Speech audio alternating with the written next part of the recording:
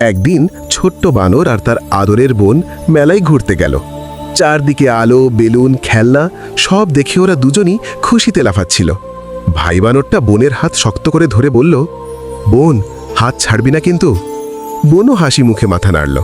নাগরদোলা দেখে বোন চিৎকার করে উঠল, দাদা ওটা দেখো।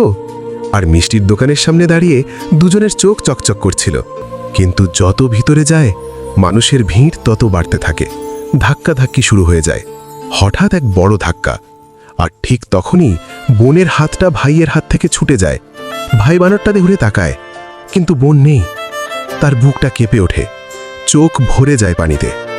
বোন, বোন তুমি কোথায়?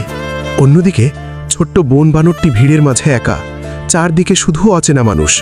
সে কান্না করতে করতে বলতে থাকে, দাদা, দাদা আমাকে নিয়ে যাও। দুজনেই একে অপরকে খুঁজছে, কিন্তু ভিড়ের কোলাহলে কারো ডাক কারো কানে পৌঁছাচ্ছে না। ঠিক তখন ভাই বানরের চোখ পড়ে একটা মাইকের দিকে। সে দৌড়ে গিয়ে মাইক হাতে নেয়। আমার ছোট বোন হারিয়ে গেছে, লাল জামা পরেছে।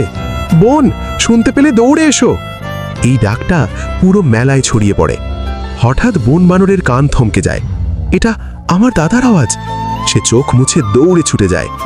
ভাই বানরটা দূর থেকে বোনকে দেখতে পেয়ে কেঁদে ফেলে, আর পর মুহূর্তেই দুজন শক্ত করে জড়িয়ে ধরে। কান্না আর হাসি একসাথে মিশে যায়। এই গল্পটা আমাদের একটা বড় শিক্ষা দেয়। ছোট্ট বাচ্চাদের একা একা মেলায় যাওয়া একদম ঠিক না।